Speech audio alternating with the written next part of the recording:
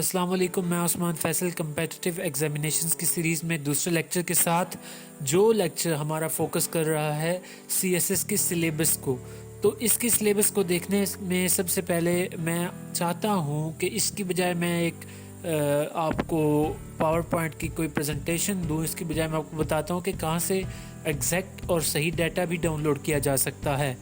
तो चलते हैं एफपीएससी की वेबसाइट पर। सबसे पहले आप कोई भी ब्राउज़र खोलें, उस ब्राउज़र के बाद आप लिखें FPSC CSS सिलेबस, जो कि मैंने लिखा हुआ है।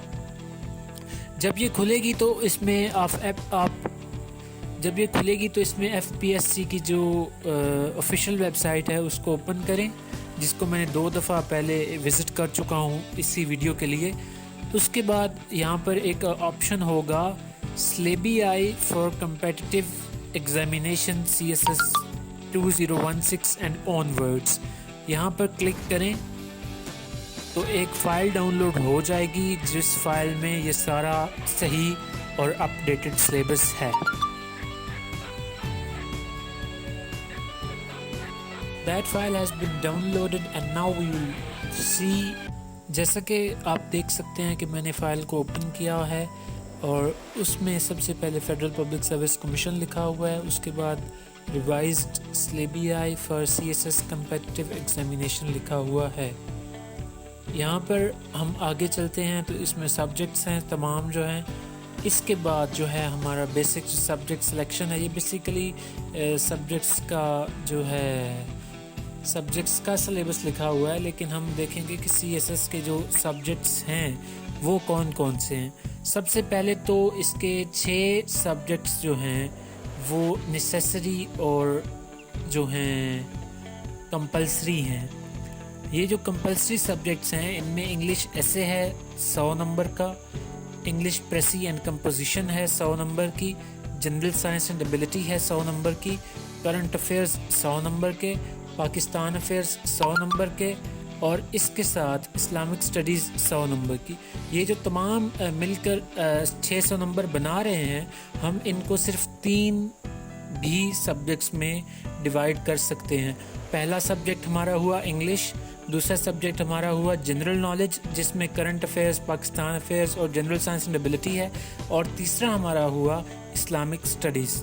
इसके बाद ऑप्शनल सब्जेक्ट्स में जाते हैं और ऑप्शनल सब्जेक्ट्स में हमने हर एक ग्रुप में से मिलाकर 600 नंबर पूरे करने होते हैं, जिसमें से पहले ग्रुप में accounting and auditing, economics, computer science, political science, international relations, physics, chemistry, applied mathematics, pure mathematics, statistics, geology और मुख्तलिफ सब्जेक्ट्स हैं। ये आप सभी सब्जेक्ट्स को देख सकते हैं और इन सभी को आप जो है अपनी मर्ज़ी का इन सब्जेक्ट्स में चूज़ कर सकते हैं।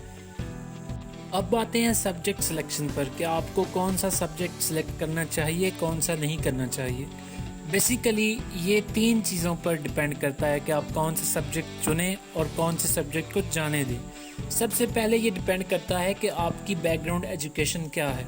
मसलन आप कोई भी बंदा जो 16वीं पास कर लेता है, उसके पास 3 कम से कम सब्जेक्ट्स का बहुत ज़्यादा नॉलेज होता है, तो उसे वो 3 सब्जेक्ट्स कभी भी नहीं खोने चाहिए।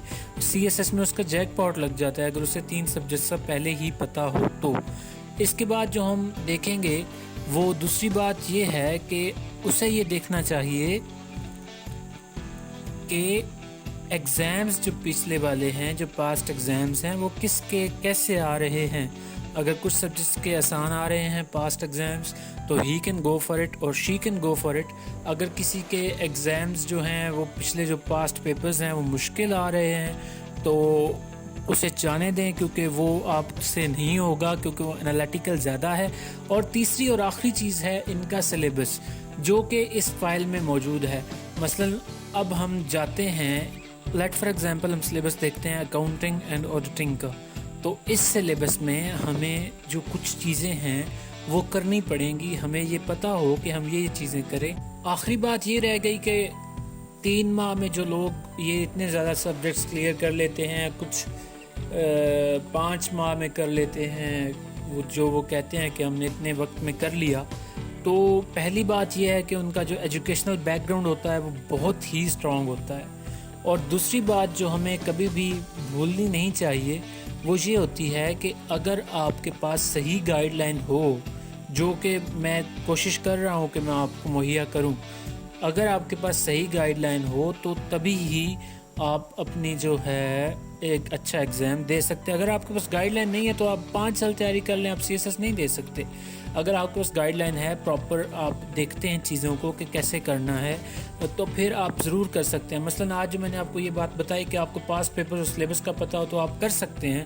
یہ جو DP اور JLM رہے ہیں کسرانی صاحب، انہوں نے یہ بات کی تھی اور میں اس پر 100% اگری کرتا ہوں کہ یہ 2 چیزیں ضرورت ہوتی ہیں۔ یہ بھی نہیں ہے کہ آپ ہر چیز کو صرف دیکھتے ہی رہیں، آپ کو محنت کرنا ہوتی ہے، پڑھنا ہوتا ہے۔ 1 سال 9 ماہ میں بھی ہو جاتا ہے نارملی، 2 سال بھی لگ جاتے ہیں کچھ کے، لیکن یہ 3 ماہ تک بھی ہو سکتا ہے۔ جیسے کہ شانزہ فائق 2018 میں ٹاپر رہی ہیں CSS کی، وہ ہمارے لیے ایک درخشندہ مثال ہیں۔